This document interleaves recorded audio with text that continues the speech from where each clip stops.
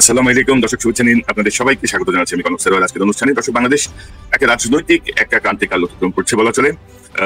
5ই August মানে 2024-এর 5ই August Hasina পালিয়ে যাওয়ার পরে যে অন্তর্বর্তীকালীন সরকার দায়িত্ব নিয়েছে ডক্টর ইউনূসের নেতৃত্বাধীন, সংস্কার বিচার নানা বিষয় তাদের মূল এজেন্ডা থাকলেও গত এক বছরে মানে অগ্রগতি সন্তোষজনক নয় বলা চলে।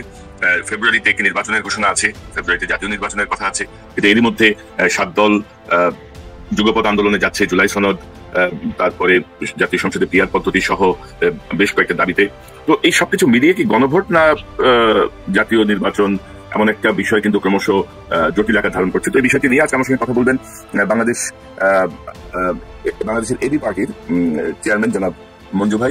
আসসালামু আলাইকুম। মুজিবুর রহমান মঞ্জু, আপনাকে স্বাগত জানাচ্ছি আজকের আলোচনায়। কেমন আছেন ভাই? মঞ্জু ভাই, আলহামদুলিল্লাহ, আল্লাহ ভালো রাখছে। তো আমি প্রথমে মঞ্জু ভাই, আপনার একটা সংবাদ আমি দেখছিলাম আজকে, যে আপনি বলছিলেন সাংবাদিকদের সঙ্গে আলোচনায় যে বাস্তবায়ন প্রক্রিয়া নিয়ে ঐক্যমত্য না হলে গণভোট ছাড়া উপায় নেই এবি পার্টি। এবং এই যে বাস্তবায়ন নিয়ে যে জটিলতা তৈরি হয়েছে জাতীয় ঐক্যমত্য কমিশনের বৈঠকে বা আপনাদের রাজনৈতিক দলগুলোর মধ্যে, তো এই বিষয়টা নিয়ে একটু আপনার কাছে জানতে চাই। পাশাপাশি আমরা দেখলাম যে যুগপৎ আন্দোলনে কিন্তু 7 দলের সাথে আপনাদের নামও ছিল, 8ম দল এবি পার্টিও ছিল। আবার আজকে দেখছি যে সেখানে আপনাদের নাম নাই, 8 দলের জায়গায় 7 দল হয়েছে। তো একটু আমাকে জানতে চাই যে জাতীয় ঐক্যমত্য কমিশন, আপনাদের গণভোট, জাতীয় নির্বাচন কোন দিকে যাচ্ছে দেশ আসলে? ধন্যবাদ। আজকে আপনি শেয়ার করেছেন মঞ্জু ভাই, আপনি কি ইয়ারফোনে কথা বলছেন? ইয়ারফোনটা খুলে ফেলেন, ইয়ারফোনে আপনার সাউন্ডের সমস্যা হচ্ছে। ডিরেক্ট চলে আসেন। দর্শক, আমরা একটা রাজনৈতিক জটিলতার দিকে যাচ্ছি, কারণ এখন পর্যন্ত ঐক্যমত্য কমিশনের দফায় দফায় সময় বাড়ানো হচ্ছে, তারা নানা রকমের কথা বলছেন, পাণ্ডিত্য দেখছি। তো সবকিছু মিলিয়ে আমরা আসলে জানতে চাই ভেতরে রাজনীতিবিদদের সাথে। আজকে আমরা মঞ্জু ভাইয়ের মাধ্যমে কথা বলা শুরু করলাম। জি মঞ্জু ভাই, আপনার কাছ থেকে শুনি। জি, প্রথম হচ্ছে যে আজকে আমাদের যে আলোচনাটা সূত্রপাত ছিল, আজকের একটা মেইন ফোকাসটা ছিল যে জুলাই যে আপনার সনদটা আমরা একমত হয়েছি, সেই জুলাই সনদটা বাস্তবায়ন প্রক্রিয়াটা কি হবে। আপনি জানেন যে বিএনপি সহ কয়েকটা দলের অবস্থান ছিল যে নির্বাচনের মাধ্যমে যে সংসদ হবে, সেই সংসদই এটার বাস্তবায়নের দায়িত্ব নেবে বা সেই সংসদে এটা বাস্তবায়ন করবে, এটা ছিল তাদের পজিশন। এবং আমাদের ঐক্যমত্য কমিশনার প্রথমে এই ধরনের একটা প্রস্তাব করেছিলেন, কিন্তু এটা বড় রাজনৈতিক অংশ যেখানে আমরাও এটার সাথে একমত। আমরা বলেছি যে না, জুলাই সনদটা এখন থেকেই বাস্তবায়ন করতে হবে এবং ইলেকশনটা জুলাই সনদের এই ফ্রেমওয়ার্কের ভিত্তিতেই হতে হবে। কারণ দেখেন, জুলাই সনদে আমরা যে জিনিসগুলো যোগ করেছি, সেখানে দ্বিকক্ষ বিশিষ্ট পার্লামেন্টের কথা আছে, সেখানে নারীদের আসন সংক্রান্ত কথা আছে, সেখানে 70 অনুচ্ছেদের কথা আছে, সেখানে রাষ্ট্রপতি নির্বাচনের পদ্ধতি কি হবে সেটা আছে। তো এটা যদি আপনি নেক্সট পার্লামেন্ট করতে হয়, তাহলে তো দেখা যাবে জুলাই সনদ বাস্তবায়ন হবে এর পরের পার্লামেন্টে, অর্থাৎ এর মাধ্যমে নতুন যে রাজনৈতিক বন্দোবস্ত সেটা কিন্তু আমরা পাবো না। সেই জায়গা থেকে আমরা বলেছি যে জুলাই সনদটা এখনই বাস্তবায়ন নিতে হবে এবং এটাকে বাস্তবায়নে নিয়ে এটার অধীনে ইলেকশনটা হতে হবে, নতুন যাতে পার্লামেন্ট সবকিছু যাতে একটা নতুন বন্দোবস্তের আলোকে পরিচালিত হয় বা আমরা যে সংস্কার করতে চাই, যে সংস্কার ভিত্তিতে হয়। এখন প্রশ্ন হচ্ছে যে এই যে আমরা সংস্কারের কাজগুলো হাতে নিয়েছি, 84টি পর্যন্ত সংস্কারের প্রস্তাব এসেছে, সাংবিধানিক সংস্কারের প্রশ্ন আছে আর কিছু আছে প্রশাসনিক সহ অন্যান্য বিষয়। তো প্রশাসনিক সহ অন্যান্য বিষয় সংস্কারের ব্যাপারে কারো আপত্তি নেই, যে ঠিক আছে, এগুলো একটা অধ্যাদেশ দিয়ে বা সরকার নিজেই এটা জারি করতে পারে। কিন্তু সাংবিধানিক সংস্কার যেগুলোর জন্য সংবিধান সংশোধন, পরিবর্তন, পরিমার্জনের প্রয়োজন, সেটা কিভাবে হবে, পার্লামেন্ট ছাড়া সেটার পদ্ধতিটা কি? সেই জায়গায় আমরা ঐক্যমত্য কমিশনকে দেখেছি, তারা বিভিন্ন বিশেষজ্ঞের সাথে পরামর্শ করেছেন যে এটা প্রসেসটা কি। তো ওনারা আজকে একটা কনক্রিট একটা প্রস্তাবনা হাজির করেছেন গত কয়েকদিনের আলোচনার ভিত্তিতে।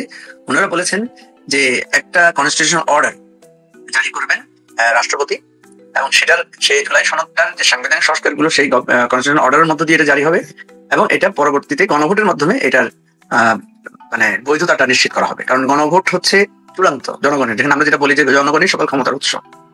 তো কনস্টিটিউশনাল এত বড় গণভোটটা হচ্ছে রাষ্ট্রপতি, বর্তমান রাষ্ট্রপতি এটা জারি করবেন এবং এই ডক্টর ইউনূসের এই আমলেই একটা গণভোটের মাধ্যমে সেটা রেটিফাই হবে।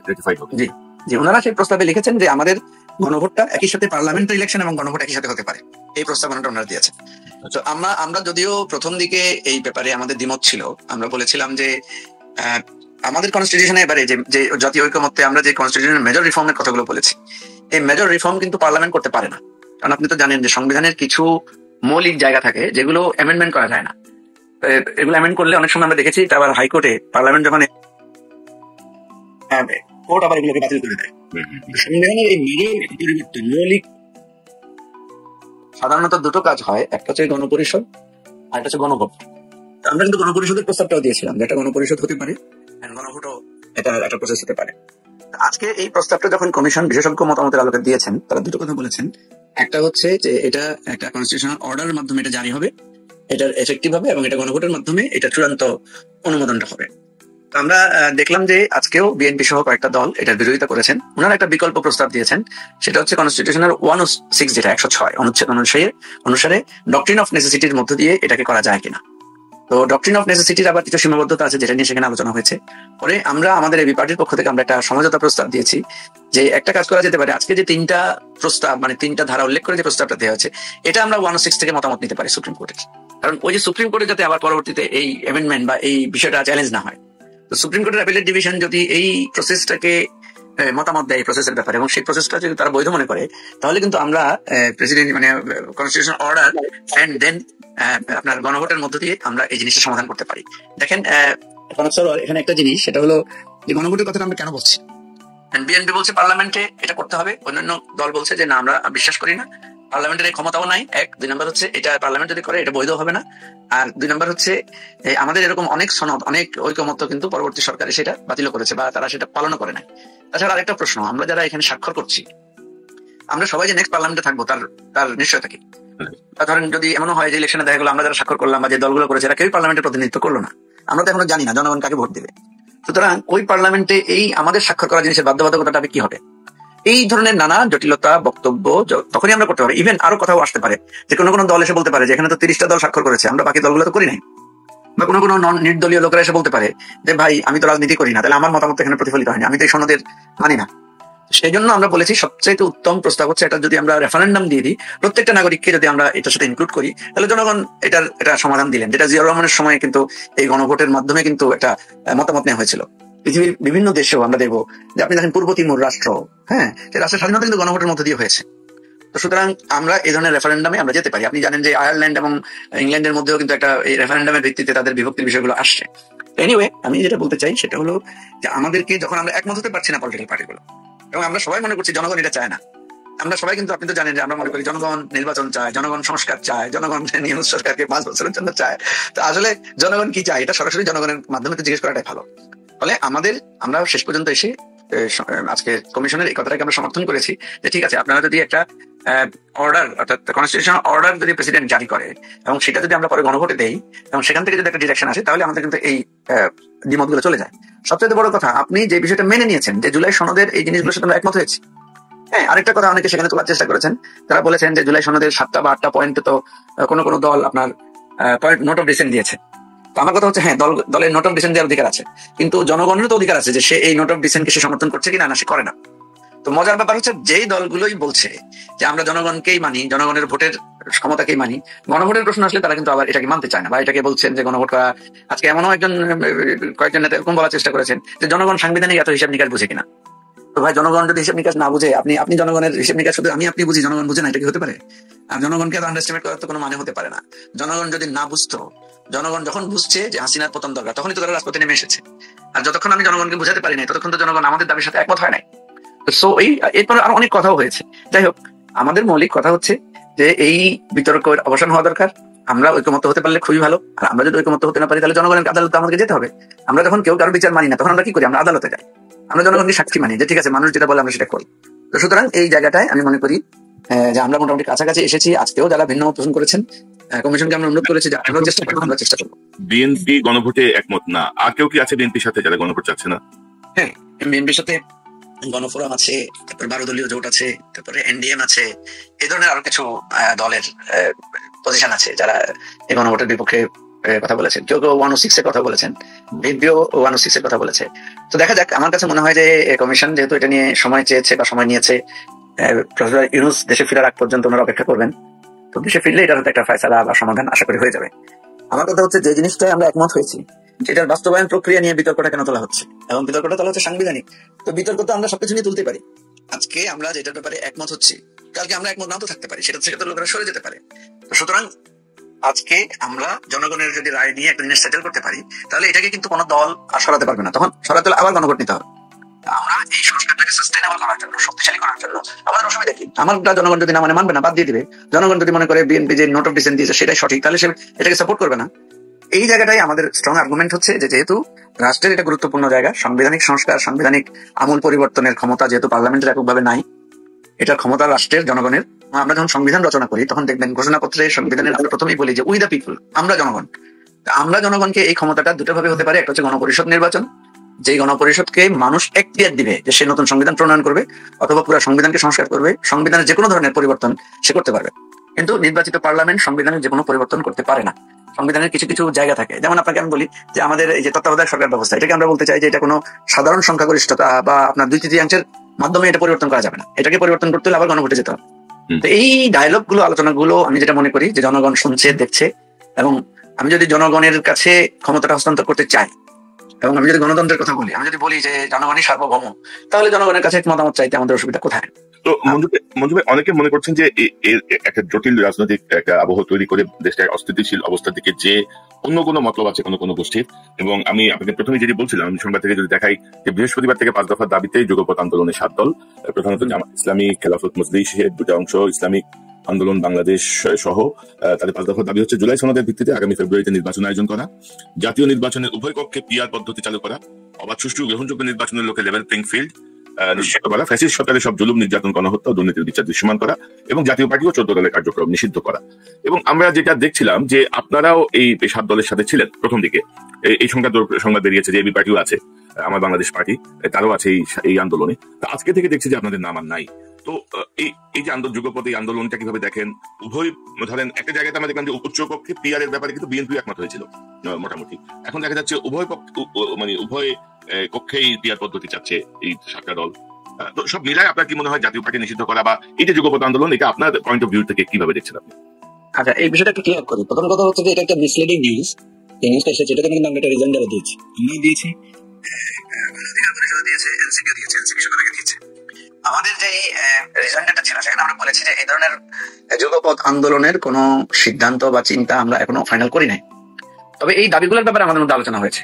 দেখেন, আমরা কিন্তু এবি পার্টি আমরা কিন্তু একটা মধ্যস্থতার ভূমিকা রাখি।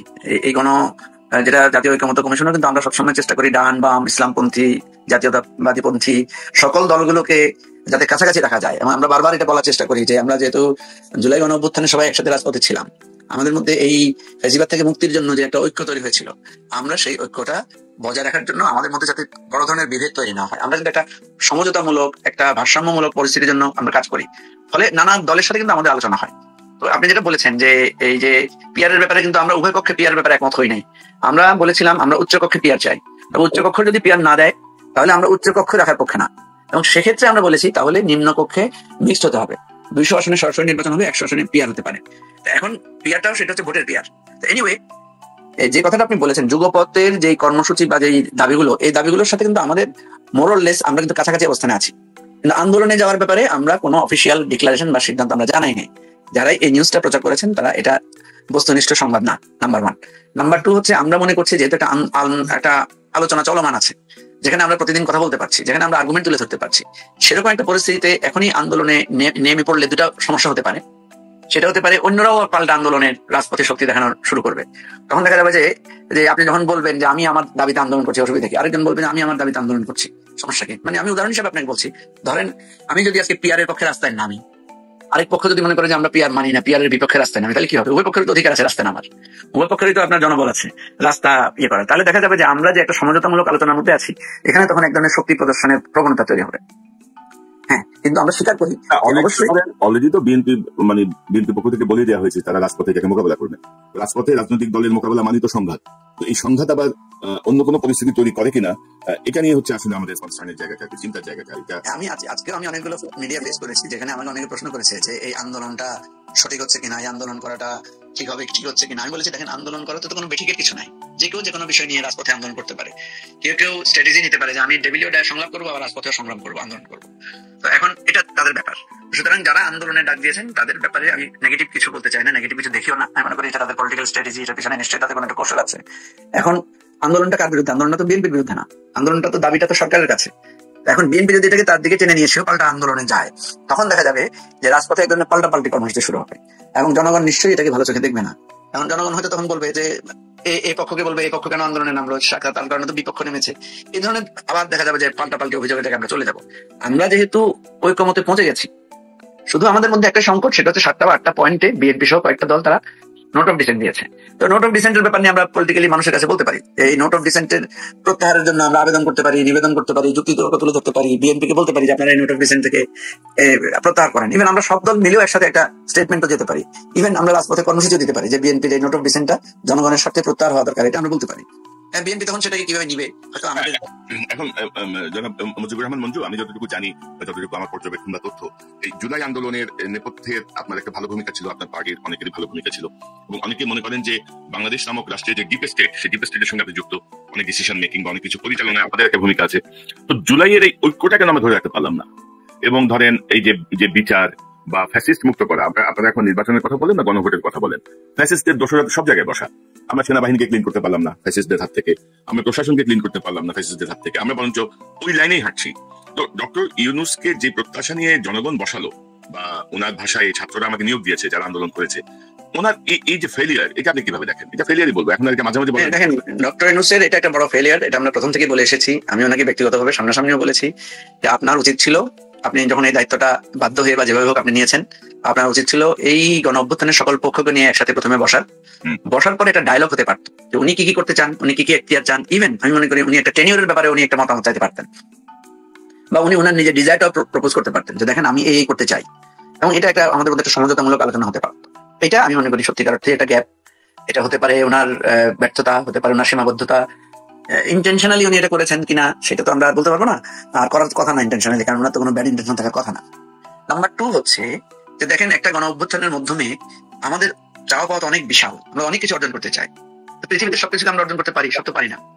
যেমন দেখেন, আমাকে যদি আপনি ব্যক্তিগতভাবে বলেন যে আমি মনে করি যে শেখ হাসিনার পতন হয়েছে এবং শেখ হাসিনা পালিয়ে গেছে এবং সেটা ভারতে গিয়ে পালিয়েছে, এই 3টা জিনিসকে আমি একটা অবিস্মরণীয় অর্জন মনে করতে চাই।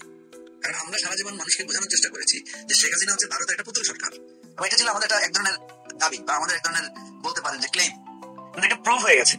ভারতের যে সে পুতুল সরকার ছিল এবং ভারত সরকার যে নীতিমালা লঙ্ঘন করে আমাদের রাষ্ট্রকে বন্ধু হিসাবে না নিয়ে শেখ হাসিনাকে বন্ধু হিসাবে নিয়েছেন একমাত্র, এটা আমরা আগে বলতাম, কিন্তু এটা শেখ হাসিনার সেখানে অবৈধভাবে অবস্থান, পলায়ন সবকিছু মিলে এটা প্রুভ হয়ে গেছে।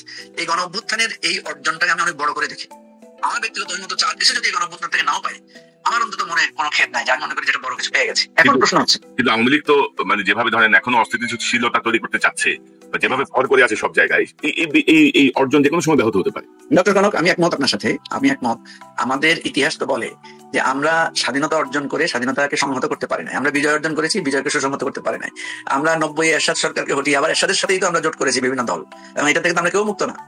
সুতরাং স্বৈরাচার বিরোধী আন্দোলনের আমাদের যে রূপরেখা ছিল, আমরা যে তত্ত্বাবধায়ক সরকার পদ্ধতিটা চালু করেছিলাম, এটার সুফল তো 2-3 টার্মের পরে আমরা হারিয়ে ফেলেছি। সুতরাং আমি আপনাকে বলবো, আমাদের মুক্তিযুদ্ধ তো আমাদের একেবারে অবিস্মরণীয় অর্জন। এত প্রাণের বিনিময়ে আমরা এখানে একটা রাষ্ট্র, একটা পতাকা, একটা স্বাধীন ভূখণ্ড পেয়েছি। তা আমরা কি সব অর্জন করতে পেরেছি? আমরা তো পারি নাই। যে শেখ মুজিবুর রহমানের উপরে আমরা সবকিছু নির্ভর করেছি, উনি তো আমাদের গণতন্ত্র ধ্বংস করেছেন, উনি তো আমাদেরকে মানে সংবাদপত্রের স্বাধীনতা সবকিছু বিনষ্ট করেছেন, উনি তো আপনার গুপ্ত হত্যা চালু করেছেন, করেন নাই? করেছেন তো। ফলে কি হয়েছে, আমাদের বাংলাদেশের এই যে ব্লাডের লেগেসি, এই যে একটা মানে অপরাজনীতির সূচনা, সেখান থেকে আমরা বেরোতে পারি নাই।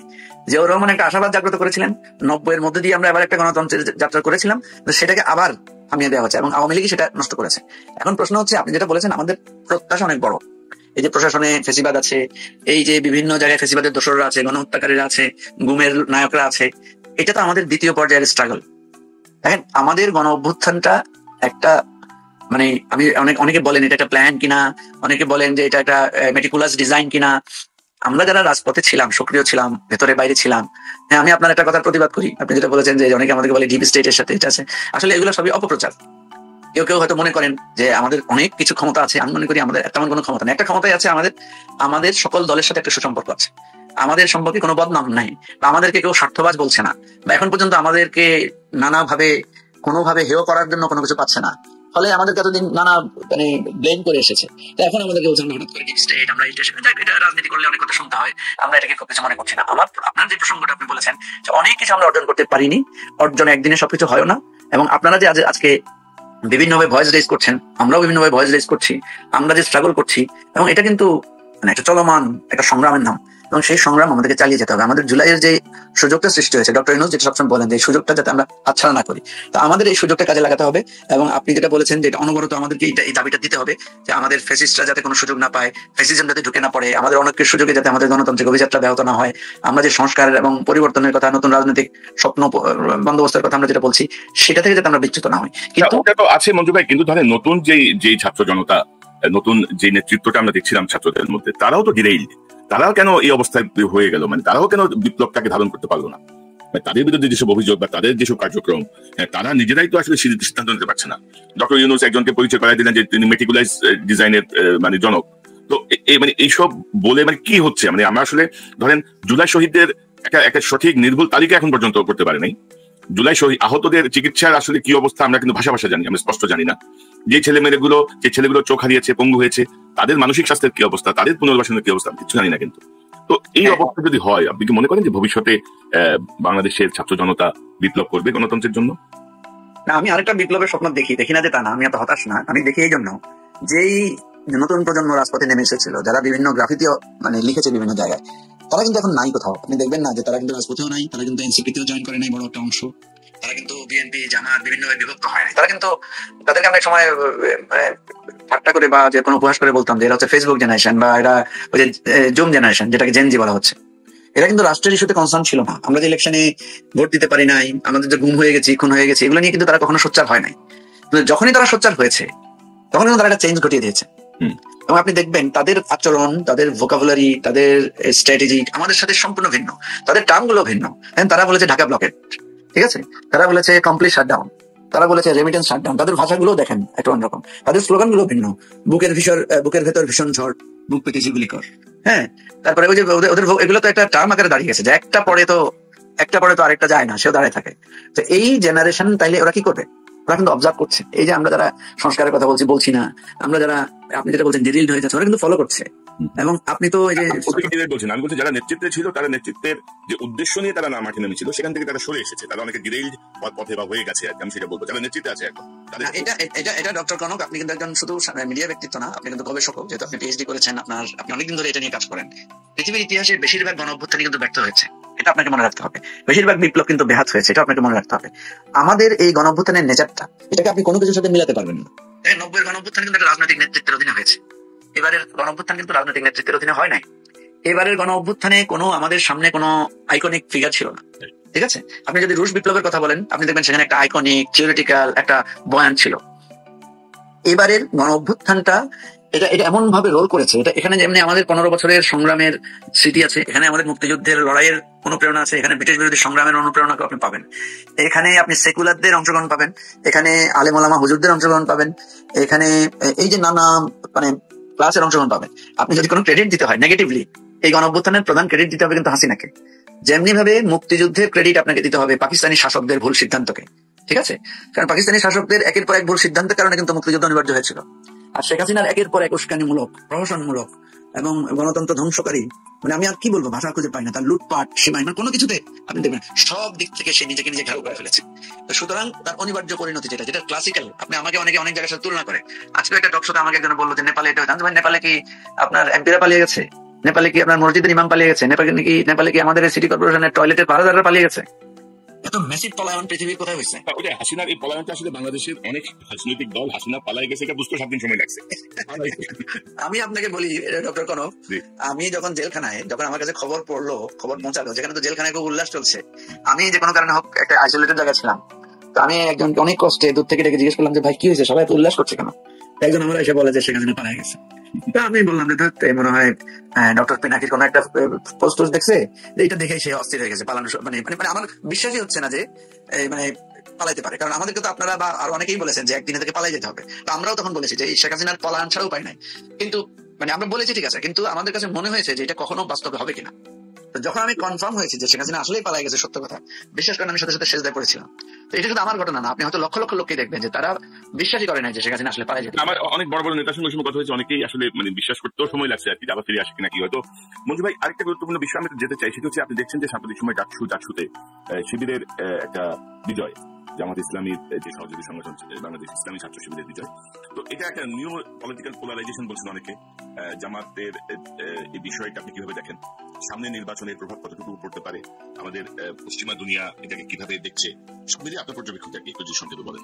না, শিবিরের নেতৃত্বে যেই আপনার জোটটা হয়েছে, সেই জোটের যে বিজয়, এটা আমি মনে করি যে একটা অস্বাভাবিক, অসাধারণ, অভূতপূর্ব একটা বিজয়। কারণ এইটুকু গেজ অনেকে করেন নাই। যদিও এর আগে অনেকগুলো ওই জরিপের ফলাফল বেরিয়েছে, সবগুলো জরিপের ফলাফলই ছিল যে শিবিরের বিশেষ করে সাদিক কায়েম, তারপরে আপনার তাদের যেই জিএস সহ অন্যান্যদের যে ইয়েটা ছিল, যে তাদের একটা বিজয়ের একটা স্পেকুলেশন আগে থেকে হয়েছিল। তো এই ভিক্টরিটা আমি মনে করি যে স্পেকুলেশনকেও ছাড়িয়ে গেছে। এখন কথা হচ্ছে যে এই যে আমি যেটা বললাম না, যে আমরা শেখ হাসিনা যেভাবে পালিয়ে গেছে, যেটা মানুষের কাছে অবিশ্বাস্য মনে হয়েছে, আমি মনে করি আজকে আমাকে একজন সাংবাদিক বলেছেন, আমার কথাটা খুব ভালো লেগেছে। উনি বলেছেন জামাত হয়তো কোনো না কোনো দিন ক্ষমতায় আসার স্বপ্ন দেখতো, কিন্তু শিবির ডাকসুতে জিতবে এইটা মনে হয় না যে তারা ভুলেও কখনো কল্পনা করেছে। তাহলে এই যে একটা ফেনোমেনা আমরা দেখলাম, যে ছাত্ররা একটা ট্রেন্ডের মানে ধারণাকে বদলে দিয়ে তারা একটা ইলেকশনের রেজাল্ট দিয়েছে। এখানে দুটো জিনিস, একটা হচ্ছে যে এই এর মূল রহস্যটা কি? এর অনেকগুলো রহস্য আমার কাছে মনে হয়। একটা রহস্য হচ্ছে শিবির কিন্তু তার ট্রেডিশনাল প্রসেসে ইলেকশনটা ফেস করে নাই। সে কিন্তু এক ধরনের একটা রিফর্ম প্রসেসের মধ্যে দিয়ে ইলেকশনে সে হাজির হয়েছে। সে কিন্তু ইভেন তার শিবির নামেও আসে নাই, সেখানে একটা জোট তৈরি করেছে। এবং আপনি দেখবেন তার জোটে এমন কিছু লোককে সে নিয়েছে, অ্যাকোমোডেট করেছে, যেটাকে কিন্তু একটা ইনক্লুসিভ ফর্মে সে করেছে। তার পার্টিটা, দলটা ইনক্লুসিভ ফর্মে না থাকলেও, যেমন আমি আপনাকে বলি যে শিবিরের যেই কাঠামো, সেই কাঠামোতে বলা হয়েছে যে শিবিরের একজন সদস্যকে হতে হলে তাকে ইসলামের ফরজ ওয়াজিব সমূহ মেনে চলতে হবে, সে কবিরা গুনাহ সমূহ থেকে তাকে দূরে থাকতে হবে। এটা ম্যান্ডেটরি একজন সদস্যের জন্য। কিন্তু শিবির যে প্যানেলটা দিয়েছে, সেখানে আপনি দেখবেন অনেক তার সদস্যও না। এবং এই যে অব্লিগেটরি মানে চারিত্রিক গুণ যেটা বর্ণনা করা হয়েছে, আপনি যদি এখন দেখেন এই তারা যেভাবে ইলেকশনটাকে হ্যান্ডেল করেছে, এটা তাদের দলীয় চারিত্রিক গুণাবলীকে কিন্তু এক্সিট করে গিয়েছে তারা। কারণ ছাত্র শিবিরের একটা মৌলিক জায়গা হচ্ছে তারা ইসলামিক শরিয়া মেনে চলার একটা ওরিয়েন্টেশন তাদের নেতাদেরকে দেওয়া হয়, তাদের কর্মীদেরকে দেওয়া হয়। কিন্তু এখানে দেখা গেছে তারা একটা উদার নীতি গ্রহণ করেছে। তো ধরেন তারা সর্বমিত্র চাকমাকে সেখানে প্রার্থী দিয়েছে, তারা একটা নারীকে প্রার্থী দিয়েছে যে হয়তো হিজাব পরে না বা শালীন ভাবে চলে, হতে পারে সে তাকে দিয়েছে। এখন এটা কিন্তু যদি শিবিরের ফ্রেমওয়ার্কে প্রশ্ন তোলেন, তাহলে এইটা কিন্তু শিবির দিতে পারে না, কিন্তু শিবির সেটা দিয়েছে, সে কিন্তু একটা বিজয় অর্জন করেছে, সে কিন্তু একটা ইনক্লুসিভ ফর্মে গিয়েছে। যাওয়ার কারণে আমি কিন্তু এটার মধ্যে দিয়ে একটা বিরাট রিফর্ম ইস্যু দেখি। সে যেহেতু এটাতে চলে গেছে, সুতরাং এখান থেকে কিন্তু তাকে আর ফিরে আসার তার সুযোগ নেই। তাকে অনবরত সামনের দিকে যত মানে ছাত্র সংসদে সে ইলেকশন করুক, তাকে কিন্তু এই পলিসির মধ্যে থেকে যেতে হবে। এবং এই পলিসি যেহেতু সে নীতিগতভাবে একমত হয়েছে, অ্যাকসেপ্ট করেছে, এই পলিসি ছাত্র শিবিরকে তার চিন্তার বাইরে বা তার ইচ্ছার বিরুদ্ধে কিন্তু একটা ইনক্লুসিভ ছাত্র সংগঠন আকারে তাকে হাজির করবে। এটা হচ্ছে আমি একটা বড় একটা সাফল্য দেখি। দুই নম্বর যে বিষয়টা আমি দেখি, সেটা হচ্ছে যে শিবিরকে বা শিবিরের প্যানেলটাকে ছাত্ররা নিয়েছে যে অ্যান্টি এস্টাবলিশমেন্ট আকারে। কারণ আমি যদি দেখি যে সেখানে ছাত্র দল বা অন্যান্য যারা তাদের যে অ্যাপ্রোচটা ছিল, সেটা অ্যাপ্রোচটা ছিল এক ধরনের এস্টাবলিশমেন্ট। দেখবেন আপনার ইলেকশনের আগেই তারা কিন্তু এক ধরনের ব্লেম, এক ধরনের পোক করা, এক ধরনের লেভেল দেয়া, এই ধরনের কাজগুলো তারা করেছে। ফলে ছাত্রদের কাছে মনে হয়েছে, যেমন দেখেন যে সর্বপিত্র চাকমা যেটাকে প্রার্থী দেওয়া হয়েছে বা জুমাকে যে প্রার্থী দেওয়া হয়েছে, সে কিন্তু নানা ধরনের ব্লেমিং এর, শেমিং এর শিকার হয়েছে। ফলে ছাত্রদের কাছে সে কিন্তু মজলুম আকারে উপস্থিত ছিল।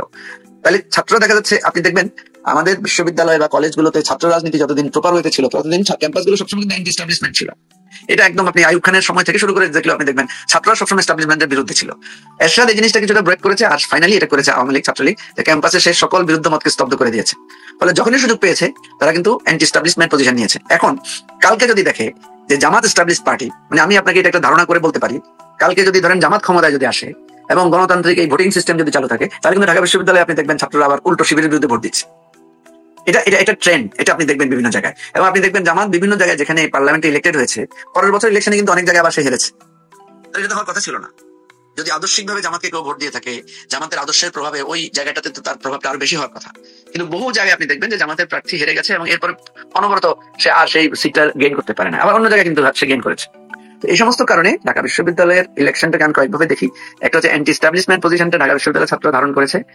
তারা এই ধরনের শেমিং, তারপরে আপনার নানা ধরনের ফ্রেমিং কে অনার্য, এই কথাটাকে তারা প্রতিবাদ স্বরূপ এটা নিয়েছে। তিন নম্বর হচ্ছে শিবিরের মধ্যে একটা বিরাট রিফর্ম ইস্যু আমি দেখতে পাই, এবং এটা হয়তো জামাতকেও টাচ করতে পারে নেক্সট ইলেকশনে। জামাতও হয়তো এই পলিসি নিতে পারে, কারণ শিবির 81তেও কিন্তু চট্টগ্রাম বিশ্ববিদ্যালয়ে একটা ভালো বিজয় অর্জন করেছিল। সেখানেও কিন্তু একজন উপজাতি প্রার্থী ছিল শিবিরের প্যানেলে, সেখানেও কিন্তু বিভিন্ন মানে ফেইথ গ্রুপের লোকদেরকে তারা অ্যাকোমোডেট করেছে। তাহলে তার মানে বোঝা যাচ্ছে কি যে তার যে এক্সক্লুসিভ ফর্ম, এটা কিন্তু পিপল অ্যাকসেপ্ট করছে না। আপনি দেখবেন শিবিরের বিরাট অবদান এবার আন্দোলনে, কিন্তু সেখানে কিন্তু শিবিরের নামে সে ইনভলভ হয় নাই। শিবিরের বিভিন্ন কোচিং সেন্টার আছে, নাম খুব বিখ্যাত, রেটিনা একটা কোচিং সেন্টার আছে, ফোকাস একটা কোচিং সেন্টার আছে, কনফিডেন্স একটা কোচিং সেন্টার আছে। এখানে কোনোটাতে কিন্তু শিবির কোচিং হিসেবে সে ইউজ করে নাই। সে একটা কমন নাম দিয়েছে, এবং এই নামে কিন্তু শিবিরের কোচিং এর মধ্যে কিন্তু অনেক হিন্দু ছাত্ররা, অনেক বিরুদ্ধ মত এবং ছাত্রলীগের আওয়ামী লীগ পরিবারের সদস্যরাও শিবিরের কোচিং এ গিয়ে ভর্তি হয়। আমার নিশ্চিত বিশ্বাস সেই কোচিং এর নামটা যদি শিবির কোচিং হতো তাহলে কিন্তু ওই আওয়ামী লীগের লোকেরা ওখানে আসতো না, ওই নন ফেইথ গ্রুপের লোকেরা সেখানে ইনভলভ হতো না। তাহলে এটা কিন্তু একটা রিয়েলাইজেশন যে আমি শিবির বা জামাতের নামে অ্যাকসেপ্টেবিলিটি তৈরি করতে পারছি না। আমি যখন একটা গ্রেটার ফর্মে যাচ্ছি, আমি যখন একটা ইনক্লুসিভ ফর্মে যাচ্ছি, এবং আরো একটা মজার জিনিস দেখবেন যে শিবিরের প্যানেল থেকে যেই ঘোষণাপত্রটা দেওয়া হয়েছে, যেই নির্বাচনী ইশতেহারটা ঘোষণা করা হয়েছে, সেখানে কিন্তু কোনো রিলিজিয়াস কমিটমেন্ট প্রাধান্য পায় নাই, প্রাধান্য পেয়েছে অধিকার ভিত্তিক বিষয়গুলো। কিন্তু শিবির ছাত্রদের কাছে প্রাধান্য দেয় কিসেকে? শিবিরের যদি আপনি একটা রিপোর্ট দেখেন, দেখবেন সেখানে প্রথম হচ্ছে সে নামাজ পড়েছে কিনা, দ্বিতীয়ত দেখবেন সে কোরআন পড়েছে কিনা, তৃতীয়ত দেখবেন সে আত্মসমালোচনা করেছে কিনা, কিন্তু সে যখন পাবলিক বিহেভিয়ার করছে সেটা বলছে না যে আমরা যদি নির্বাচনে বিজয়ী হই আমরা সবাইকে কোরআন পড়ার জন্য উদ্বুদ্ধ করবো, আমরা যদি বিজয়ী হই আমরা সবাইকে নামাজ পড়ার জন্য উদ্বুদ্ধ করবো, এগুলো কিন্তু সে বলছে না।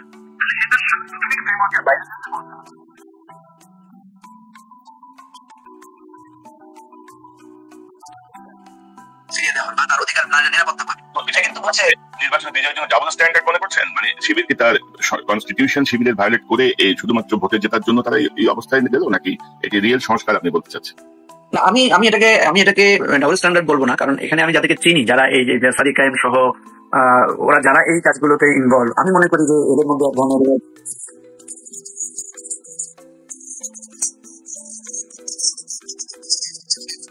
ধরনের কাজ করেছে, পুরোটাই কিন্তু তার শিবির ফ্রেমওয়ার্কের বাইরে এসে করেছে, এবং এটা কিন্তু তার দল কিন্তু তাকে এটার সুযোগটা দিয়েছে, দল এটাকে এন্ডোর্স করেছে। সেই জন্য আমি এটাকে রিফর্ম আকারে দেখি। এখন এটা যদি রিফর্ম আকারে না নিয়ে সে যদি ডাবল স্ট্যান্ডার্ড কৌশল আকারে দেখে, তাহলে এটা কিন্তু বেশি দিন সাস্টেইন করবে না, এরপরের ইলেকশনে কিন্তু সে ফেল করবে, এবং মানে এটা এমন একটা অবস্থা হবে কোনো কারণে যদি সে ফেল করে তাহলে কিন্তু তার এক্সিস্টেন্স প্রশ্নবিদ্ধ হয়ে যাবে। আপনি তো একসময় শিবিরের সভাপতি ছিলেন। জি ছিলাম, একসময় শিবিরের সভাপতি ছিলেন, এবং আপনারা জামাতের মধ্যে সংস্কারের দাবিতে আপনারা বের হয়ে এসে আমার বাংলাদেশ এই পার্টিটা করেছেন। তো এখন ধরেন জামাতের মধ্যে বা শিবিরের মধ্যে যে পরিবর্তনটা আমরা দেখছি, আপনারা কি আবার একীভূত হয়ে যাওয়ার কোনো সুযোগ আছে? অনেকে মনে করছেন আর কি, অনেকে আলোচনায় আছে যে এই পার্টি আর জামাত বোধহয় এখন এক হয়ে যাবে। এবং না, এটার কোনো সুযোগও নাই, কোনো প্রশ্নও নাই। কয়েকটা কারণ আমি আপনাকে বলি। প্রথম কথা হচ্ছে, এই জিনিসটা অনেকে বুঝতে ভুল করে, আমরা কিন্তু জামাতের কোনো রিফর্ম পার্টি করি নাই। আমি যখন জামাতের ভিতরে ছিলাম তখন আমি জামাতের রিফর্ম নিয়ে কাজ করেছি, রিফর্ম ইস্যুতে আমি ভয়েস রেজ করেছি, কথা বলেছি। যখন আমি সেখান থেকে বহিষ্কৃত হয়েছি, এবং আমি জামাতে কিন্তু বহিষ্কৃত হলে আবার জামাতে ফিরে যাওয়া যায়, আমি তো ফিরে যাই নাই, কারণ আমি যে ইস্যুতে যে ইস্যুতে আমাকে বহিষ্কার করা হয়েছে সেই ইস্যুতে আমি নিজেকে খুব গর্বিত মনে করি। কারণ আমি মনে করি যে আমি আমার একটা ভয়েস আমি রেজ করতে পেরেছি, এবং আমি মনে করি আজ হোক কাল হোক জামাত এই রিফর্ম মাস্ট। এবং এই যে আজকে শিবিরের ছেলেরা যে প্রচেষ্টা নিয়েছে, আমি তাদেরকে সাধুবাদ জানাই যে তারা কৌশলে এক ধরনের রিফর্ম করে ফেলেছে মাঠের মধ্যে, এবং এটা করবে আগামী দিনে যারা শিবির করবে, আপনি দেখবেন তারা এই রিফর্মটাকে অ্যাকসেপ্ট করবে। এখন যখন জামাত আমার পেছন থেকে টেনে ধরার চেষ্টা করবে, বা দলের মধ্যে কিন্তু এখন বিভিন্ন প্রশ্ন উঠবে, যেমন সাদিক কায়েম সে শিবিরের কিন্তু একটা সিনিয়র নেতা, সে যখনই দলের কোনো ফোরামে যাবে তাকে কিন্তু পর্দা সম্পর্কে প্রশ্ন করবে লোকেরা, যে আপনি যে নারীদের সাথে এভাবে হেসে খেলে কথা বলেছেন, এটা কোরআন অনুমোদন দেয় কিনা, শরিয়া অনুমোদন দেয় কিনা, এই প্রশ্নটা তাকে কিন্তু করবে দলের মধ্যে। কারণ শিবিরে কিন্তু এক ধরনের ট্রান্সপারেন্সি আছে, অর্থাৎ প্রশ্ন করা যায়। তো তখন সাদিক কায়েমকে কিন্তু এই প্রশ্নটার উত্তর দিতে হবে।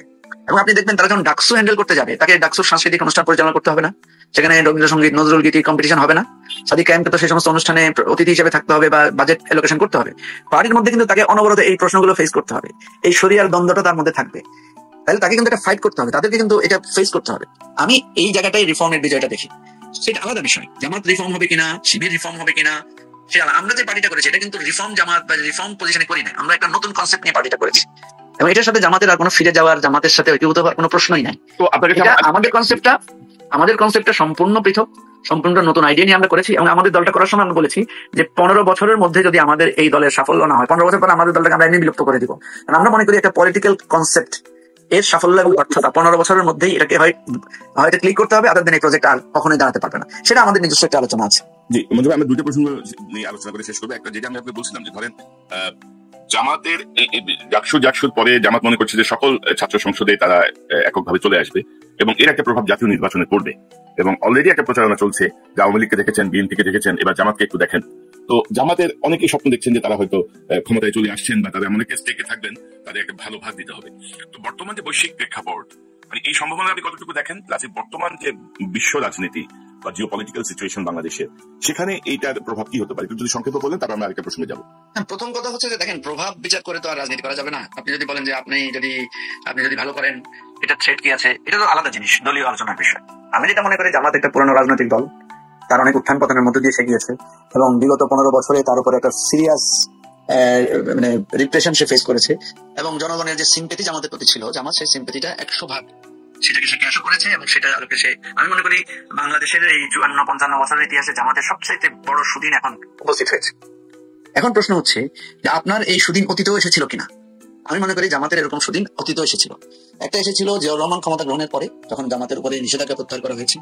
আরেকটা সুদিন এসেছিল যখন জামাত সরকারের অংশীদার হয়েছিল, জামাতের আমির, সেক্রেটারি জেনারেল যখন মিনিস্টার হয়েছিলেন, যারা এই রাষ্ট্রের স্বাধীনতার পক্ষে ছিলেন না, তারা সেই রাষ্ট্রের মন্ত্রী হয়েছেন, এমপি হয়েছেন, 18 জন 20 জনের মতো। সুতরাং এটার চাইতে সুদিন আর মানে সুব্যবস্থা কি হতে পারে? কিন্তু সেখানেও দেখা গেছে, কিন্তু এরপরে জামাত কিন্তু আর আগাতে পারে না। এরপরে তাকে নানা ষড়যন্ত্র, নানা পরিস্থিতি, বিএনপির সাথে নানা দ্বন্দ্ব সংঘাত, নানা রকমের কিছু তাকে ফেস করেছে। এখন জামাত তার অতীত অভিজ্ঞতা কেন্দ্র করে, এবং আপনি যে বৈশ্বিক কথাগুলো বলেছেন সেগুলোকে কেন্দ্র করে সে কি কোনো স্ট্র্যাটেজি চেঞ্জ করবে, সে কি কোনো রিয়েলাইজেশনে যাবে, না এখন যে সুযোগটা এসেছে সেই সুযোগের আলোকে সে রাষ্ট্র ক্ষমতায় যাবে, তাহলে সেটা জামাতের ব্যাপার, জামাত কি নিতে পারে। আমি মনে করি যে যেহেতু জামাত একটা অভিজ্ঞ রাজনৈতিক দল, অনেকদিন আগে যারা ছিল জামাতের মধ্যে অভিজ্ঞ লোক ছিল না, এখন জামাতে প্রচুর পিএইচডি আছে, এখন জামাতে প্রচুর প্রফেসর আছে, জামাতে প্রচুর দেশ বিদেশ ঘোরা লোক আছে, জামাতে এমপি ছিলেন 4-5 বার, এরকম লোকও জামাতে এখন আছে। সো জামাতের এই পলিটিক্যাল ম্যাচুরিটিটা এসেছে। বাট রাজনীতির একটা ডাইমেনশন হচ্ছে যে আপনার এই উত্থান পতনটা আপনাকে খেয়াল করতে হবে। আপনার পতনের পরে যখন উত্থান হয়, আপনার স্ট্র্যাটেজি বা রিয়েলাইজেশন যদি না হয়, এবং এরপর যখন আবার ডাউনফল হয়, সেটা কিন্তু ভয়ানক ডাউনফল হয়, যেটা কিন্তু জামাতের হয়েছে। আপনাকে আমি বলি 70-এর মানে 71 সালে যে মালেক মন্ত্রিসভা ছিল, সেই প্রাদেশিক মন্ত্রিসভায় কিন্তু জামাতের বেশ কয়েকজন মন্ত্রী ছিলেন। তাহলে জামাত তো তখনও সরকারের অংশীদার ছিল। এরপরে যে সেটব্যাক হয়েছে 71-এর পরে, যা ভয়ানক জামাতের জন্য, আজকে আওয়ামী লীগের যে সেটব্যাক জামাতেরও এর চাইতে ভয়ানক হয়েছে। কেন হয়েছে? জামাতের প্রচুর লোককে মেরে রাস্তায় ফেলে রাখা হয়েছিল, যেটা আওয়ামী লীগের এরকম হয় নাই। জামাতের বহু লোক তখন দেশ ত্যাগ করতে হয়েছিল, এবং জামাতের প্রচুর নেতাদেরকে দেখবেন তাদের একটা ছদ্মনাম আছে, তাদের বেশিরভাগ কেন্দ্রীয় নেতাদের একটা ছদ্মনাম ছিল, কারণ তারা নাম বদলে, চেহারা বদলে তাদেরকে বেঁচে থাকতে হয়েছে। এরকম জীবন সংকটের মধ্যে তারা পড়েছিল। ঠিক সেম সংকটটা আবারও এসেছে তাদের একটা বিজয়ের পরে। কোন বিজয়? যেখানে তারা 18 জন 20 জন 22 জন এমপি হয়েছেন, 2 জন মিনিস্টার হয়েছেন। এই ঘটনার পরে কিন্তু তাদের উপর আবার আরেকটা সেটব্যাক হয়েছে, এবং সেই সেটব্যাকে তাদের এই মন্ত্রী যারা ছিলেন, এমপি যারা ছিলেন, তাদের একটা বিরাট অংশকে হ্যাং করতে হয়েছে, তাদেরকে জেলে যেতে হয়েছে, তাদের দলীয় অফিস বন্ধ করে দেওয়া হয়েছে, তাদের দলকে নিষিদ্ধ করা হয়েছে। সেরকম একটা সেটব্যাকে তাদের মধ্যে পড়েছে। অর্থাৎ একেবারেই পেকে ওঠার পরে তাদের উপর আরেকটা সেটব্যাক হয়, যেটা আওয়ামী লীগের এখন হচ্ছে, যেটা বিএনপিরও হয়েছিল। তাহলে সেটব্যাকের পরে বিএনপি ঘুরে দাঁড়িয়ে ক্ষমতায় চলে আসছে, আওয়ামী লীগ সেটব্যাকের পরে ঘুরে দাঁড়িয়ে ক্ষমতায় চলে আসছে, আপনি দেখবেন। কিন্তু জামাত কখনো সেটব্যাকের পরে ঘুরে দাঁড়িয়ে ক্ষমতা আসতে পারে না।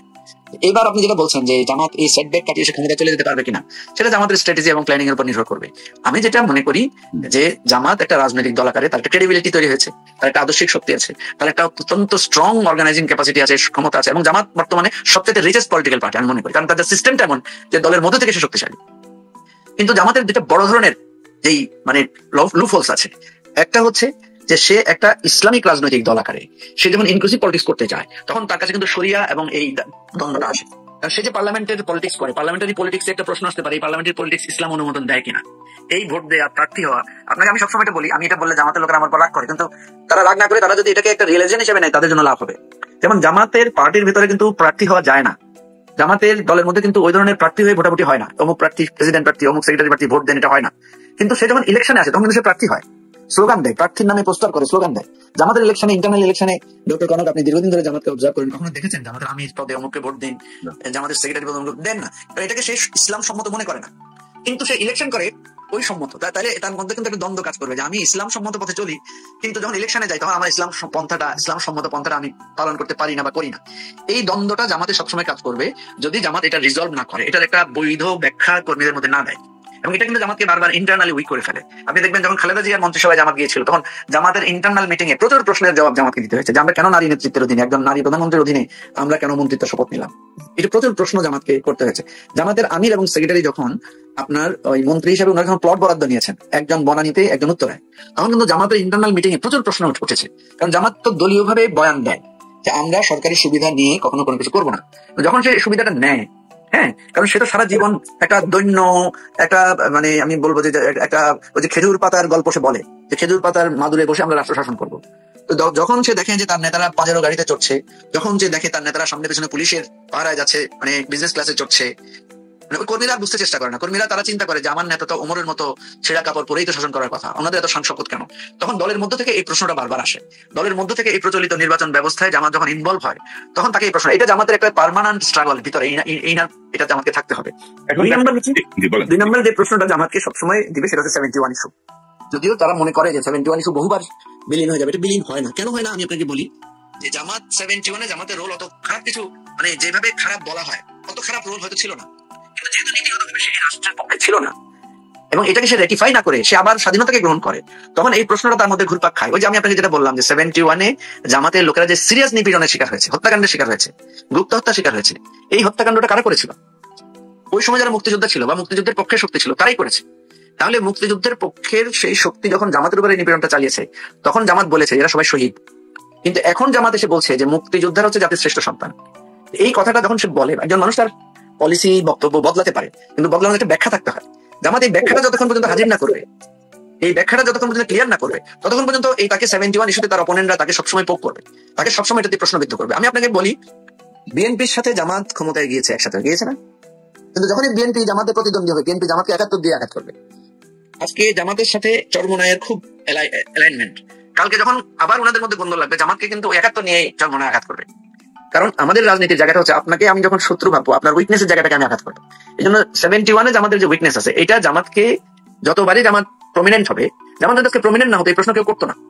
জামাতের লোকেরা যখন বলে, আমি তাদের সাথে একমত হই যে আপনারা 71-এ কত বড় অন্যায় করেছেন, সেই প্রশ্ন এখানে অপ্রাসঙ্গিক। কারণ আয়ের চাইতে বড় যারা অন্যায় করেছে তারা পলিটিক্যালি গুরুত্বপূর্ণ শক্তি না, তাদেরকে কেউ পোক করবে না। আপনি যখন আওয়ামী লীগের সাথে যান, আওয়ামী লীগ আপনাকে এটা নিয়ে প্রশ্ন তুলবেন। আপনি যখন বিএনপির সাথে যান, বিএনপি আপনাকে প্রশ্ন তুলবে। জামাত তো আওয়ামী লীগের সঙ্গে আন্দোলন ছিল, বিএনপির সাথে আন্দোলন ছিল, বিএনপির সাথে সরকারে ছিল, মানে জামাত কিন্তু বিভিন্ন সময় বিভিন্ন স্ট্র্যাটেজিক অবস্থানে বলবো আমি ছিল। তো এই যে আপনার কথা থেকে আপনার মাথায় আসলো যে জামাতের সাথে চরমোনাইয়ের ঐক্য হইলো কি করে, মানে এটা কিভাবে সম্ভব? না, জামাতের সাথে চরমোনাইয়ের ঐক্য আগেও ছিল, এটা আপনি হিস্ট্রিক্যাল একটা ঘটনা হয়তো আপনি জানেন না। জামাতের সাথে চরমোনাইয়ের এমন কোনো বিরোধ ছিল না, এটা ইত্তেহাদুল উম্মাহ নামে একটা অ্যাসোসিয়েশন ওনাদের মধ্যে ছিল। ওই চরমোনাইয়ের সাথে তাদের দূরত্বটা তৈরি হয়েছিল কিন্তু ওই ইত্তেহাদুল উম্মাহকে নিয়ে। ওখানে দেলোয়ার হোসেন সাইদিকে ইত্তেহাদুল উম্মাহর একটা ভাইটাল রোলে ওনারা দিয়েছিলেন। তো জামাত তার সাংগঠনিক সিদ্ধান্তে দেলোয়ার হোসেন সাইদিকে সেখান থেকে প্রত্যাহার করে নেয়। এটা নিয়ে চরমোনাইয়ের সাথে তার প্রধানত বিরোধ তৈরি হয়। জামাতের সাথে চরমোনাইয়ের সাংগঠনিক প্রসেসে কিন্তু অসাধারণ মিল আছে।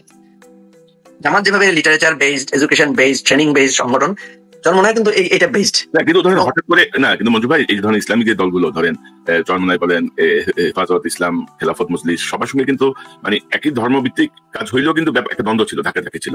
এবং আপনার আমার যতটুকু মনে পড়ে, হাফিজ হুজুর সাহেব একবার সকল ইসলামিক দলের একটা মোর্চা করতে চাইছিলেন, সেটা কিন্তু কখনো সম্ভব হয় নাই এইসব মানে দ্বন্দ্ব ফ্যাসাদের কারণ। তো হঠাৎ করে সবাই এক হয়ে যাওয়া, এটা আরেকটা বিশদ আলোচনার বিষয়। তো আমি এটা একটু সংক্ষেপে বলে আমি একটু শেষ দিকে যাই, আমি একটু শেষ দিকে যেতে চাই। এটা নিয়ে আপনার যদি কোনো মন্তব্য, কিন্তু হঠাৎ করে ইসলামিক দলগুলো সব মানে একটা টাইটে চলে আসলো। এটার কারণ আছে, এটা একটা প্রসেসের মধ্যে কারণে এটা হয়েছে। সেটা হচ্ছে ওনাদের মধ্যে যে বিরোধগুলো ছিল, ওনারা কিন্তু পারস্পরিক বসে এই বিরোধটা কিছুটা মীমাংসা করেছেন এবং একে অপরের সাথে আপনি তো দেখেছেন জামাতের আমিরও গিয়ে ওখানে গিয়ে সরি বলেছেন যে আমাদের কোনো আচরণে যদি আপনারা কষ্ট পেয়ে থাকেন। আবার একইভাবে চরমোনাইয়ের পীরও বলেছেন যে না, আপনাদের ব্যাপারে আমরা এখন উদার। এটা কিন্তু আমাদের দেশের বিরোধগুলো বেশিরভাগই হচ্ছে একটা ফলস ইস্যুর উপরে এই বিরোধটা তৈরি হয়। যখন পাশাপাশি বসে তখন বিরোধটা কিন্তু কেটে যায়। কিন্তু মঞ্জু ভাই, যখন ইস্যু যখন থাকে যে এই কোরআন মানতেছে না, এই সুন্নাহ মানতেছে না, বা মূল জায়গা তো ইসলামিক দলগুলো কোরআন এবং সুন্নাহই, তো সেখানে আবার উদারতার সুযোগ কোথায় বা মাফ করে দেওয়ার সুযোগ কোথায় আমি বুঝি না। আমার কাছে এগুলো খুব কমপ্লিকেটেড মনে হয়। না, আমি আপনাকে বলি, সেটা হচ্ছে দেখেন, জামাত চরমোনাইয়ের মধ্যে তো ইমান নিয়ে কোনো বিরোধ নাই বা ইসলাম প্রশ্নে তো ওনারা এক, কিন্তু যেখানে বিএনপি তো মানে দল হিসেবে তো বিএনপি তো মানে একটা অ্যাপারেন্টলি একটা সেকুলার দল, তো বিএনপির সাথে যদি জামাতের ঐক্য হতে পারে বা চরমোনাইয়ের সাথে যদি জাতীয় পার্টির ঐক্য হতে পারে, চরমোনাইয়ের সাথে আপনি জানেন জাতীয় পার্টির একটা লিখিত ঐক্য হয়েছিল।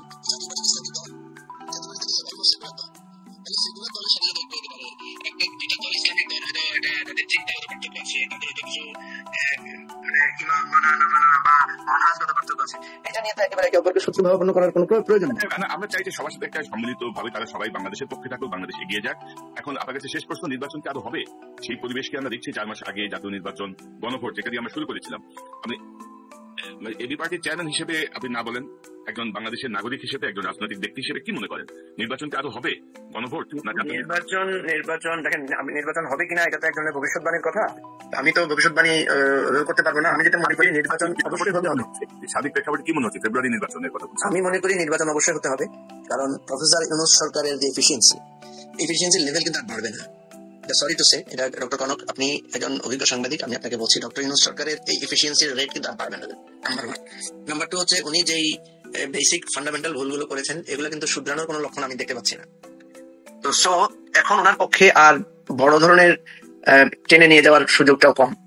এখন উনি এতদিন চিন্তা করেছিলেন যে একটা একেবারে অসাধারণ একটা নির্বাচন উপহার দিবেন। আমি যতটুকু জানি উনি এখন অসাধারণ নির্বাচনের কল্পনা করেন না। উনি মনে করেন যে কোনো মতে একটা গ্রহণযোগ্য নির্বাচন 91, 2001, 96 এই স্টাইলে যদি একটা ইলেকশন দেওয়া যায়, এটাকে উনি মনে করবেন যে ওনার জন্য একটা সাফল্য। কিন্তু আমি ইলেকশন নিয়ে একটা ভয় দেখি, সেটা হচ্ছে ইলেকশন শুরু হওয়ার পরে হ্যাঁ, আপনি দেখেছেন না, আপনি ডাকসুকে যদি তুলনাও না করেন, জাকসুকে যদি তুলনাও না করেন, আপনি তো দেখছেন এখনই কিন্তু কোন ছাত্র সংসদ ইলেকশনে আপনি দেখবেন নেক্সট টাইমে কোন দল বর্জন করতে পারে। ঠিক আছে, আপনি দেখলেন যে ইলেকশনের রেজাল্ট মানে ডিক্লাইন করার, ডাকসুতে কিন্তু অনেক বড় ব্যবধান বিজয়টা ছিল। যদি খুব নিয়ার কাছাকাছি হইতো তাহলে এই ইলেকশনের রেজাল্ট নিয়ে কিন্তু খুব সমস্যা হইতো, এটা আমার ধারণা। ঠিক আছে, এবং এটা আদালত পর্যন্ত গড়াইতো যদি পার্থক্যটা 10 ভোট 20 ভোট 30 ভোটের মধ্যে হইতো, এবং ভয়ানক মারামারি হয়ে যেতে পারতো ডাকসু ইলেকশনকে কেন্দ্র করে। কারণ আমরা দেখেছি একদিকে বিএনপি একদিকে জামাত কিন্তু ব্যাপক জনসমাগম ঘটিয়েছিল। এটা আপনাদের মিডিয়ার কারণে, আমাদের গণমাধ্যমের লোকদের কারণে এই জিনিসগুলো সেভাবে মানে আস্বাদন হতে পারে নাই। তাহলে ন্যাশনাল ইলেকশন তো আরো ভয়ানক জায়গা, এখানে তো ক্ষমতা পাওয়া না পাওয়ার বিষয়, এবং সেখানে তো লক্ষ লক্ষ ভোটের, কোটি কোটি ভোটারের ব্যাপার। এখানে তো মাত্র 20-30 হাজার ভোটের এটা ইলেকশন। সো আমি যেটা মনে করি যে এই ইলেকশনে যে মনোভাব আমরা এখন দেখতে পাচ্ছি প্রতিদ্বন্দ্বীদের মধ্যে, যে একজন একজনকে সহ্য না করার মনোভাব, এইটাকে যদি গভর্নমেন্ট একটা গ্রহণযোগ্য জায়গায় নিয়ে আসতে না পারে, সমঝোতামূলক জায়গায় ইলেকশনটাকে নিতে না পারে, তাহলে ইলেকশন হয়তো শুরু হবে কিন্তু শেষ পর্যন্ত এটা গ্রহণযোগ্য ইলেকশনের জায়গায় কনক্লুসিভ পর্যায়ে পৌঁছবে কিনা এটা নিয়ে আমি সন্দেহান। এবং এটার জন্য যে কাজগুলো করা দরকার, অনবরত আমরা সরকারকে বলছি যে আপনার ল এন্ড অর্ডার সিচুয়েশনকে আপনাদের আরো ভালো করতে হবে। আমরা সরকারকে বলছি রাজনৈতিক দলগুলোর মধ্যে একটা সমঝোতামূলক সন্ধি করা দরকার। আমরা বলছি যে ইলেকশন কমিশনকে যে আরো নতুন আইডিয়া এবং প্রসেস ডেভেলপ করা দরকার। তো আমার এই জায়গায় আপনার কনক্লুসিভ কথা হচ্ছে ইলেকশন ছাড়া আমাদের কোনো উপায় নাই। ফেব্রুয়ারিতে যদি ইলেকশন না হয় তাহলে ভয়ানক অনিশ্চয়তা বাংলাদেশের সামনে অপেক্ষা করছে, নাম্বার 1। নাম্বার 2 হচ্ছে এই ইলেকশন যদি একটা খারাপ ইলেকশন হয় তাহলে আরো ভয়াবহ মানে ভবিষ্যৎ আমাদের সামনে আসবে। সুতরাং আমাদের এখানে কোনো অপশন নাই। আপনি যদি মনে করেন যে আপনি মানে এই মানে সারা ঘরে আগুন লেগে গেছে, এখন আপনি কি করবেন? এখানে আমার কোনো অপশন নাই আমার পুড়ে যাওয়া ছাড়া। হ্যাঁ, আমি যদি লাভ দিয়ে বাঁচতে পারি সেটা আলাদা জিনিস। আমার প্রশ্ন হচ্ছে যে আমাদেরকে অন্য কোনো ভাবনার কোনো সুযোগ নাই। আমাদেরকে সবাইকে বুঝতে হবে এই ইলেকশনটা ফেয়ার ইলেকশন হতে হবে, এই ইলেকশনে আমাদের সবাইকে অংশগ্রহণ করতে হবে, এবং এই ইলেকশনের মধ্য দিয়ে বাংলাদেশকে নতুন একটা ডাইমেনশনে নিতে হবে। না নিলে আমাদের কিন্তু ওই আমি যেটা বলেছি আপনাকে যে গণ অভ্যুত্থান বেশিরভাগ ক্ষেত্রে ব্যর্থ হয়েছে, আমাদের এখানেও গণঅভ্যুত্থান ব্যর্থ হতে পারে। কিন্তু এখন এই গণভোটের যে প্রসঙ্গটা আসছে, সংবিধান সংশোধনের জায়গাটাতে বিএনপির সাথে আসলে কিভাবে সমঝোতা হবে, বিএনপি কতটুকু মানবে, তার উপরে তো নির্ভর করছে সুষ্ঠু নির্বাচন বা সবকিছুর বিষয় নাকি? আমি তো বিএনপির নেতাদেরকে এটা সবসময় বলি যে সব সংস্কার এক কথায় মেনে নিলে আপনাদের অসুবিধাটা কোথায়? কোনো অসুবিধা তো নাই, কারণ বিএনপিরই তো 31 দফা সংস্কার, এবং এখানে যতগুলো এক্সপ্লেনেশন আছে এগুলো তো 31 দফারই সংস্কার। বিএনপি যদি বলে যে আমরা সব কিছুর সাথে একমত, যত প্রস্তাব দিয়েছে একমত, তাহলে ইলেকশন তো ডিসেম্বরে হওয়া সম্ভব। কথা বুঝতে পেরেছেন? ভুলটা তো বিএনপি করছে। বিএনপি যদি বলতো যে হ্যাঁ আমাদের কাছে ফার্স্ট প্রায়োরিটি হচ্ছে সংস্কার এন্ড দেন ইলেকশন, ঠিক আছে, তাহলে আর কি বিরোধী যারা অন্যরা আছে তারা তার কিছু পয়েন্ট পেতো না বলার জন্য। কারণ বিএনপি যখন বলে ইলেকশন, তখন তার কাউন্টার পার্টরা বা তারা আমরা বলে যে না আমরা ইলেকশনের আগে আমরা সংস্কার চাই। তো এনিওয়ে আমি মনে করি যে আনফরচুনেটলি হাসিনা পালিয়ে যাওয়ার পরে বিএনপি বলেন, জামাত ইসলামী বলেন, বিএনপি এবং জামাতের রাজনৈতিক জায়গায় তারা এতটা অপরিপক্ক সিদ্ধান্ত বা এতটা অপরিপক্কভাবে এগিয়েছেন, মানে আমার নিজের কাছে খুব বিস্ময়কর লাগে, যদিও আমরা রাজনীতি বুঝি না। তো আমি জানি না কেন এটা হইলো, প্রত্যেকে রং ডিসিশন নিয়েছেন যে জায়গাটায় ঐক্যবদ্ধ ভাবে মানে আপনার প্রধান শত্রুকে আবার ফ্যাসিস্ট যেন ফিরে আসতে না পারে সেই জায়গাতে আপনি কোনো ভূমিকা না রেখে আপনারা পারস্পরিক দ্বন্দ্ব জড়িয়ে গেছেন। জামাতের মতো বিএনপিকে আক্রমণ করছে, বিএনপি জামাতকে আক্রমণ করছে, এনসিপি বিএনপিকে আক্রমণ করছে। তো সব মিলায় যে পরিস্থিতিতে আমার মনে হচ্ছে যেন তৃতীয় পক্ষের কেউ সুতো হাতে নিয়ে বসে পুতুল খেলার নাচটা আমাদেরকে দেখাচ্ছেন আর কি। আপনার শেষ মন্তব্য নিয়ে আমার অনুষ্ঠানটা শেষ করবো। ডক্টর, আপনার কথার সাথে আমি একমত। বিএনপি, জামাত, এনসিপি ওনারা সবাই গণ অভ্যুত্থানের মানে সবচাইতে বেশি অবদান রেখেছেন, বাট গণ অভ্যুত্থান পরবর্তী সময়ে সবচাইতে দায়িত্বহীনতার পরিচয় ওনারা দিয়েছেন। এবং এই যে ঝগড়া, এই যে একে অপরের প্রতি ব্লেমিং, শেমিং, একে অপরকে অপমান করে কথা বলা, এগুলো বলার পরে ওনারা নতুন রাজনীতির কথা ওনারা আসলে বলতে পারেন না। তারপরও আমরা হতাশ নই। আমরা মনে করি তারা অভিজ্ঞ রাজনৈতিক দল, বিএনপি জামাত অভিজ্ঞ রাজনৈতিক দল, অতীতেও তারা এরকম ঝগড়া করেছিলেন, আবার তারা ঐক্যবদ্ধ হয়েছিলেন। আমি আশা করবো যে এবারও তারা এই ঝগড়াটা কমিয়ে কিছুটা ঐক্যবদ্ধতার জায়গায় আসবেন। এনসিপির ছেলেদেরকে আমি বেশি দোষ দেই না, যেহেতু তারা নবীন, তারা অভিজ্ঞতা অর্জন করছেন। তারপরেও তাদেরকে আমরা চেষ্টা করি যথাসম্ভব রাজনৈতিক ভাবে বুঝ দেওয়ার জন্য। আমি মানে সর্বাত্মক ভাবে আশাবাদী, এবং আবারও বলছি যে গণ অভ্যুত্থানে এখন পর্যন্ত যতটুকু প্রাপ্তি আমাদের আছে আমি এটাতে অনেক বেশি সন্তুষ্ট। আর বাকি যেগুলো আছে এগুলো আমরা এটা আমাদের চেষ্টার উপর দিয়ে আমরা অর্জন করার চেষ্টা করবো, এবং এটা আমাদের পলিটিক্যাল স্ট্রাগল, এটা আমরা করে যাবো। আপনাদের সহযোগিতা চাই, আপনারা দূর থেকে আমাদেরকে সবসময় পাশে ছিলেন, আপনাদেরকে আমাদের অনুরোধ থাকবে আপনারা পরস্পর ঝগড়া বিবাদ না করে, আপনারা যারা আমাদের পক্ষে শক্তি ছিলেন, আপনাদেরও ছোটখাটো মনোমালিন্য ভুলে গিয়ে আপনাদেরও একসাথে দেশের কল্যাণের জন্য কাজ করা উচিত। আমার সঙ্গে স্পেশালি কারোর সঙ্গে কোনো মনোমালিন্য নাই। আর কোনো দল, আমরা ধরেন ইউনূস সাহেব যখন দায়িত্ব নিলেন তখন আমরা পূর্ণ সমর্থন দিয়েছি। বিশেষ করে আমার কথা যদি বলি, পূর্ণ সমর্থন ছিল ডক্টর ইউনূসের প্রতি। আমরা চাইছিলাম যথাযথ সংস্কার হোক, বিচার হোক, কিন্তু ক্রমশ আমরা দেখলাম যে উনি ব্যর্থতার দিকে যাচ্ছেন। আমার কাছে সবার আগে বাংলাদেশ। তো ইউনূস সাহেবকে যখন সমর্থন দিলাম তখন বিএনপি গালাগাল করলো আমাদেরকে, বিএনপি ভালো কাজ করলে জামাত গালাগাল করে, জামাতের ভালো কাজের কথা বললে বিএনপি গালাগাল করে, এনসিপি গালাগাল করে। তো আমরা ধরেন এগুলো তো অনেকটা হ্যাবিচুয়েটেড। তো আমাদের লক্ষ্য একটা সবার আগে বাংলাদেশকে আমরা একটি গণতান্ত্রিক এবং স্বাধীন সার্বভৌম রাষ্ট্র দেখতে চাই। আমরা কোনো ফ্যাসিবাদ ফিরে আসুক, এটা চাই না। অন্তত এটা হচ্ছে আমার একদম স্ট্রং একটা অবস্থান।